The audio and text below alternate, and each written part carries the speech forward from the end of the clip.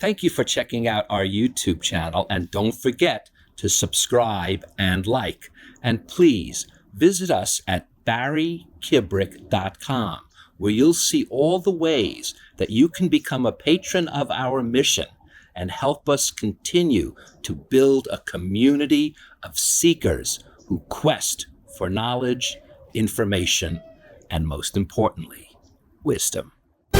Today on Between the Lines, the most successful and prolific film and television producer of our time, Jerry Bruckheimer. Welcome, I'm Barry Kibrick. Jerry Bruckheimer is a true visionary whose films and television series have not only influenced our popular culture, but at times defined it. From Top Gun, Flashdance, and Beverly Hills Cops, to his franchise films, The Pirates of the Caribbean and National Treasure, Jerry has touched the pulse of an entire world of filmgoers. But it doesn't stop there. His television series, which include mega hits, the likes of the CSI series, The Amazing Race, Cold Case, and many more, are estimated to be seen by nearly 250 million people each week. With the book When Lightning Strikes by Michael Singer, Jerry and I will explore the 4 decades of his remarkable career.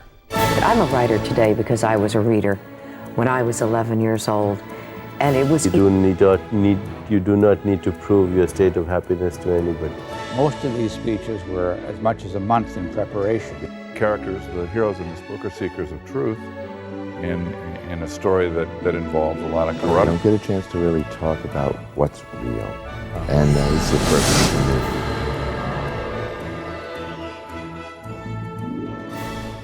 Jerry, it is a pleasure and an honor to have you here on Between the Lines. No, the pleasure is mine to be here with you, Barry. Are you kidding me? Oh, thank you, sir. As I told you in the green room, I'm about to make your career, okay? I need it, believe me. Thank you for doing that for me. You know, the book is written by Michael Singer, but you write the introduction, and in a humble way you say, you never could have imagined that a book would be written about you. Well, I'm a humble guy, and it's the last thing I thought would, in my young age, when I started growing up, that anybody would want to write a book about me, a kid from Detroit, grew up in a lower middle class neighborhood, and just loved photography and sports, and dreamt about working in movies and television, and here I am, 40 years later, and I'm here, so been doing it for 40 years, not 40 years later. Well, when I read about you, you reminded me of my son, because the first time he left the theater, he knew right away that was what he wanted to do. And I got the impression that that was very close to what happened to you. You left that big screen and you knew somehow or another you were going to be involved in making film. Exactly right. I knew I couldn't be an actor because that's just not my gift. People have gifts. And I knew that other things like writing was not something that I could do. I didn't have the patience for that. But at a young age, what I used to do is I used to organize, I had a baseball team. I was 8 or 10 years old, and I had a little baseball team. Then I organized a hockey team that I played on, because I wasn't good enough to be on anybody else's team, so I had to organize my own. And I got little sponsors and got all the neighborhood kids together, and we played against some very good teams. We didn't win very much, but we had a great time. So I knew I had these organizational skills, and so that kind of started it.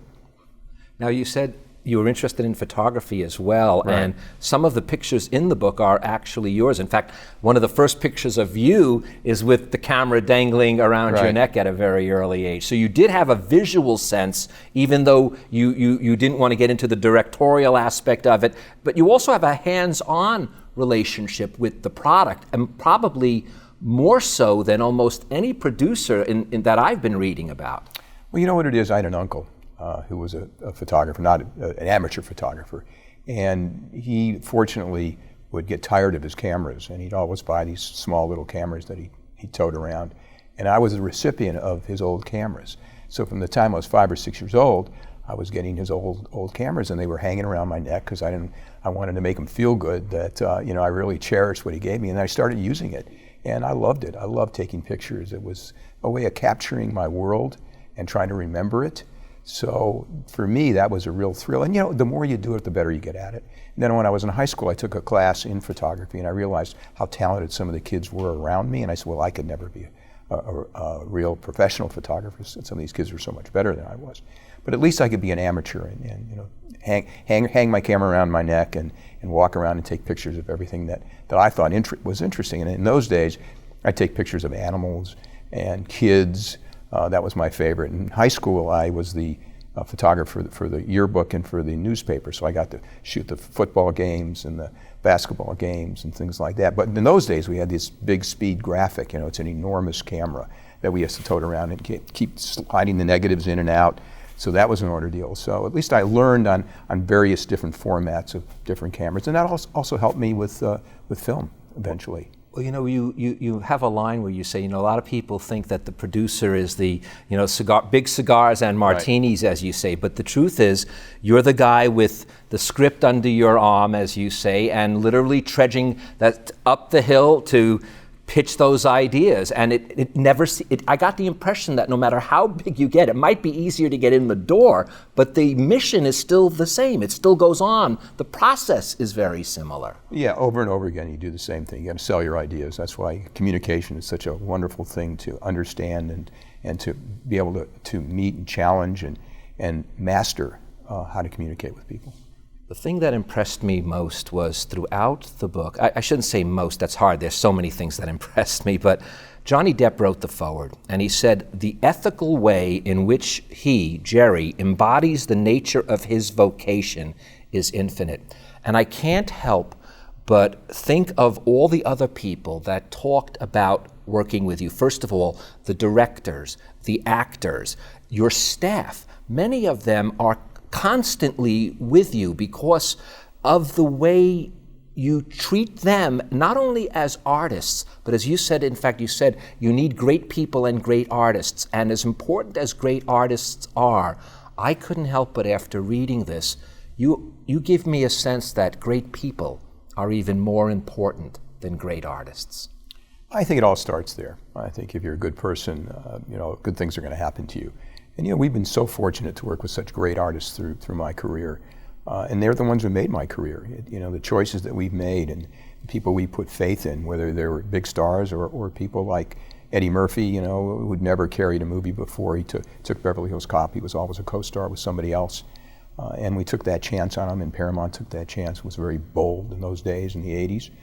And he's an upstanding individual. He's a wonderful man. Thrilled to work with. I'm hopefully going to make another movie with him, another Beverly Hills Cop. We're working on something, so that's something I'm very excited about, to reunite with an old friend. You know, before you said you organized your own teams, and you use a sport analogy, because I think it's important for people to understand what the producer actually does. Sure. And it is somewhat different in film versus television, and we'll get into that a little bit later, because obviously you're, you know, mega in both of those particular fields. But you say that as a sports metaphor, there's a coach, owner, and manager, and your role is that of the manager. That's correct. We don't own the team. Somebody else owns the team. It's either, you know, Disney or we're moving to Paramount, so it'll be Paramount. But, you know, like the manager, he's got to pick the coaches, he's got to pick the players, and that's what we do. You know, we hire the directors, the writers, and the players become our actors. And we have to oversee all that, but we have to report back to the owner, and the owner is the studio. But your main thing is, though, still the storyline. It's right. all, and you hear that a lot, that it begins with the story. But as the producer, your job is to choose what that story is going to be. And that's at the crux, or I should say at the seed of the film itself. Even though it is such a collaborative effort, if you don't have the right talent, if you don't have the right director, but if you don't have the right story, and that's the first thing you must do. As I said, you're the guy lugging that script around. That's right. That's right. You know, it's so hard. You spend so many months and years working on screenplays. You know, Beverly Hills Cop took 7 years to get made. And Top Gun took a long time, 4.5 years to get made. So, you know, you put so much effort and so much time into these screenplays. And, you know, you can't always have the same writer do it because they have other projects and you lose them. So you have to bring in new writers. So sometimes they're written out. They say, I can't take it any further, and we're not there yet. You know, it's an ongoing challenge to hopefully latch onto one writer and have him ride the horse the whole way in. And we've been very fortunate on the pirate movies. We've had Elliot and Rossio write the first 4, and they're fantastic. Now, your father gave you advice, and I believe that if every viewer out there takes this advice, their lives will be for the better. And this is what it was, your father's advice. Don't get a job where you spend your time counting the days until your 2-week vacation. I know since doing this show, I have not only never had a vacation, I've never desired a vacation. And I got that same sense from you, that a vacation almost takes you away from the joy and love of what you're doing. You're so true. I mean, it's so wonderful to go to work every morning. Not every day is a great day, but to really love the people that you're working with, look forward to pushing your projects forward, kind of pushing them up the hill. It's so difficult to get them made. So every day you're pushing that huge boulder up the hill. But if you make a foot, and the next day you make 3 feet, that's wonderful. And that's what we look forward to. But I love the creative process. I love working with really talented creative people. And they bring so much joy into our lives because they come up with these brilliant ideas. And you think back and say, well, why didn't I think of that? It's so simple, this idea. But that's what makes them brilliant, because they take something that's so simple, that's right in front of your nose, and they present it to you, and you say, that's it. That's fantastic. I always tell even my people, I say, don't listen to me. If you've got a better idea, right. I insist. In fact, if you listen to me and your idea is better, that's when I'll get angry. Exactly. Isn't that funny? Because we love when we get that input. That allows you then to say, good, you'll have the final say, right. But it gives you that option, and it really I find it a very liberating experience. It really is. And working with these talented writers in the way we do, we're so fortunate that we have the ability to draw them in, to have them work with us. You know why? Because there's so many talented directors and other producers that are vying for the same people that we are. There's maybe 15 writers in Hollywood that are going to deliver something really special. And they're very hard to get, and we've been very lucky to work with a lot of them. And then the director comes in too, right? And you come in too, so it's not even the writer's not all alone out there either. No, the way we usually do it is we develop the material ourselves. And once we get it to a place where the studio says, all right, we want to make this movie, then we bring the director in, and then we hone it even more. We shape it for their vision, which is hopefully and usually the same vision as ours, because that's the first thing we do. When a director reads one of our scripts, we say, what's your point of view? Tell us how you would envision this movie on the big screen. And once they give us their point of view and it coincides with ours, it's a happy relationship.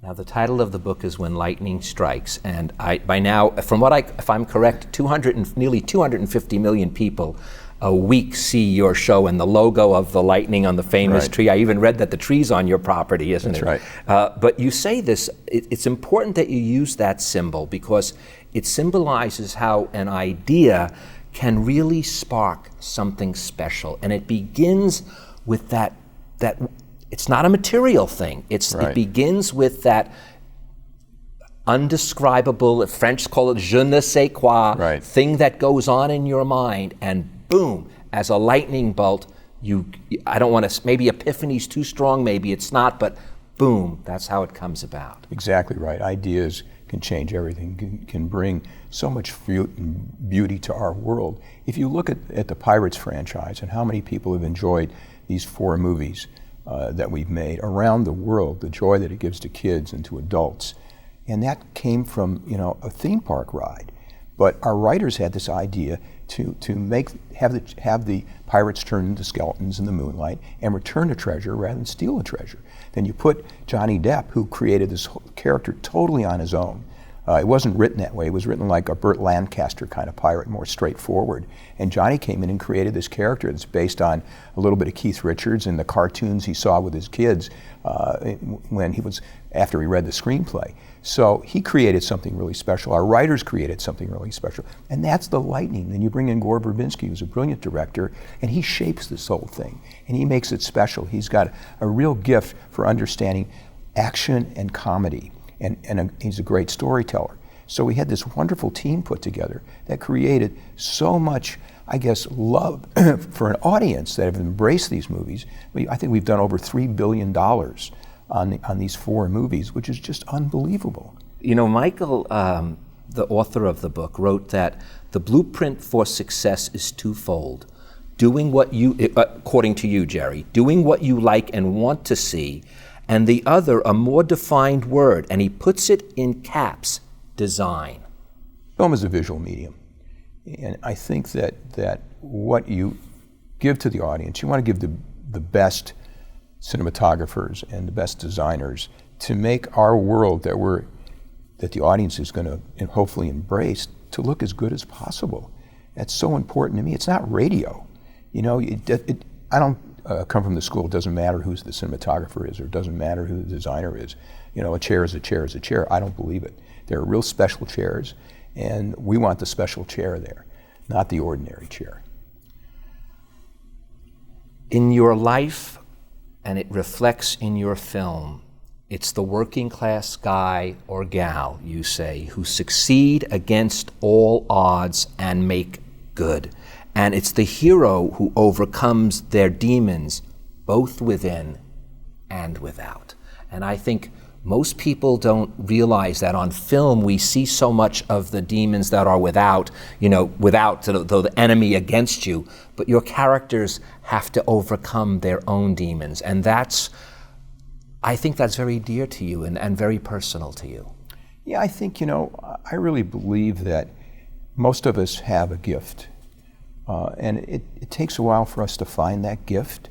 A lot of people want to do things they're not gifted at, and they have a struggle through life. I've been very fortunate because I figured out what my gift was at a very early age. I didn't try to do something I wasn't really good at. I found something that I loved and I was good at, and I pursued it.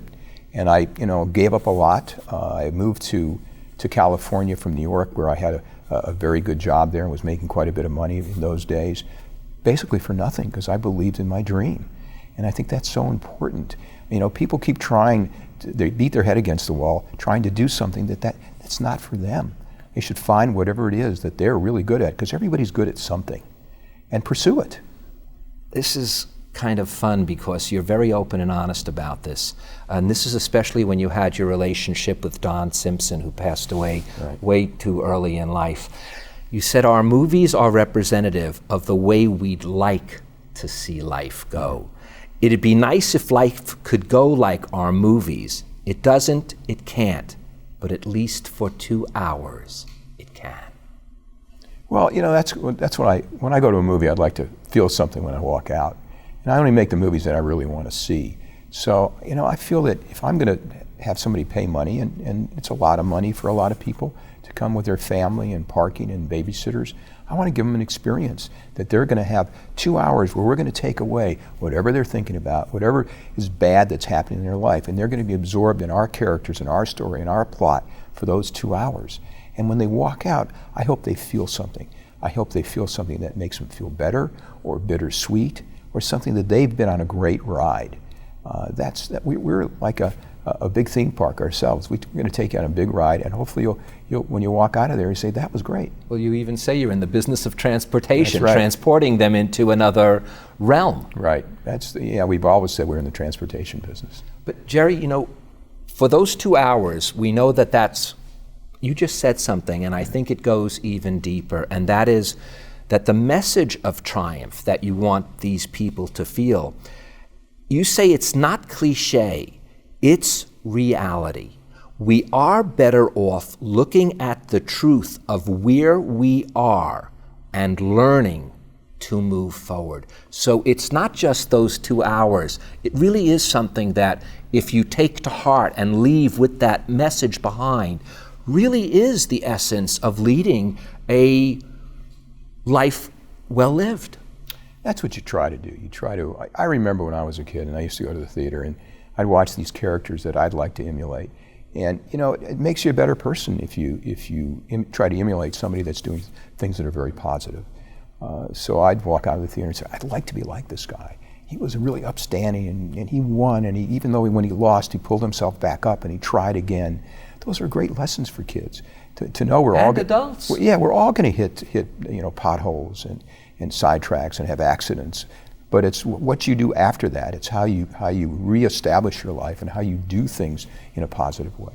Now, lightning does sometimes strike twice, and it does with you when it comes to television. And from CSI, Cold Case, Without a Trace, The Amazing Race.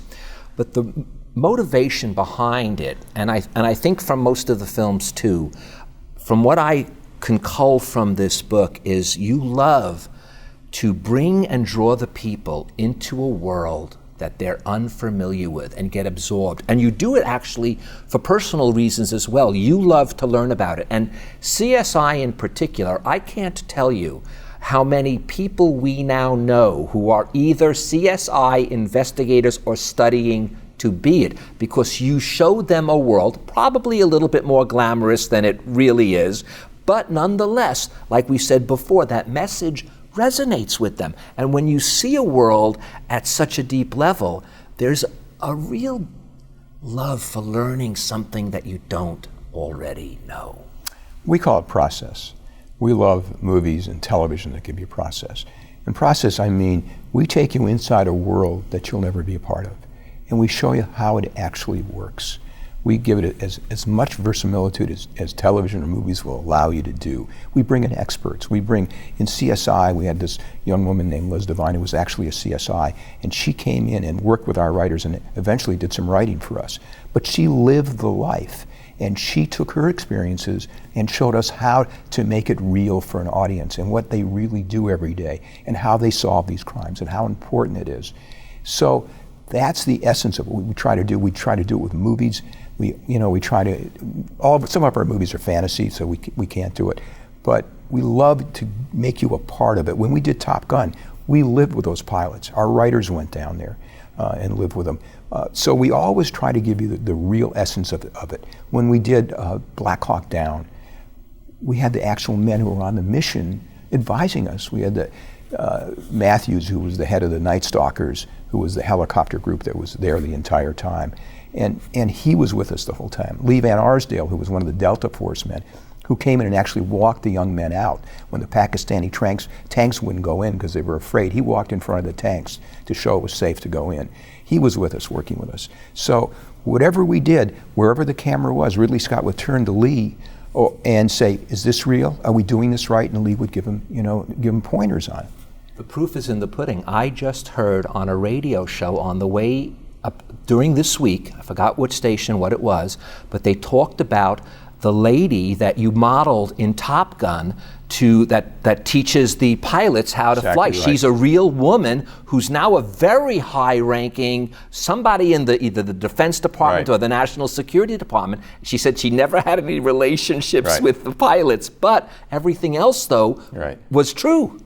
Yeah, we found this. We had to try to find a liaison between the military and the outside contractors, because the military at the time didn't like their officers fraternizing with other Navy personnel. They didn't encourage that. So we had to find somebody outside the Navy that was actually real, that could have a romance with our lead character, Tom Cruise, Maverick. And so we found this woman, and that's what she did. She was a liaison. She worked very closely with the military and with the outside community to try to bring them both together. Your wife, Linda, at the end, you give, there's a section in the book where there's a conversation with Linda, and your 30-year-old marriage in this business is rare. But the one line that she says that I found so important, marriage should be a sanctuary, not a prison. Right. Does that not make all the difference? It does. It does. And my wife is a wonderful writer, and she's loves writing. She's now actually been taking a lot of very interesting photographs and creating postcards. So she's got a visual talent also, besides being a brilliant wordsmith. And she loves drama and telling. She's written 3 books, so she has a life. So when I'm gone and I'm busy, she keeps herself busy. It's not when are you coming home? How come you're not here with me? She understands because she's got something, and that's so important that both the husband and the wife have their lives. A line from the book: excellence demands vigilance. It is achieved when you remain true to your personal vision, when you refuse to let anyone dampen the fire burning inside. Well, I think when you believe in something, you got to push it really hard. You got to communicate with people your ideas and sell them on your ideas. And you got to be open enough that if somebody has a better idea, to accept it. I don't care where the idea comes from. It's not about ego. It doesn't have to be my idea. What I care about is it a good idea? And when we fight and we have arguments with our directors and writers, you know who wins? The film wins, because the best idea is the one that wins. I always say it doesn't matter whose idea as long as it is the best idea. Isn't it funny? Exactly And as a right, Barry. producer, I know you echo this. I can just tell by the way people relate to you. You know, you're better off giving credit and taking blame than taking credit and giving blame. That's right. I'd rather have everybody else get credit rather than me. I just love the end product, and if it's something we really can be proud of, that's the key. Jerry, you said these words before, and I'm going to end our conversation. Our time is up. You said God has given everybody a gift, and your task is to find yours, develop it, and dream beyond your ability. And I want to thank you, Jerry, for sharing your gift with us today. Barry, it's a pleasure to be here, and just to be able to talk to you and be on your show is a real thrill. Thank you so much, and thank you guys for joining us. Now, before Jerry leaves, I would like to leave you with these few more words from When Lightning Strikes. The ones who pay attention to their failures are the ones who will succeed. I learn from my mistakes. I don't look back. I just always worry about the next one. I'm Barry Kibrick. Between failures and mistakes, that is where the lightning strikes. Thank you, Jerry, so much. Thank you, Barry. It's been a pleasure.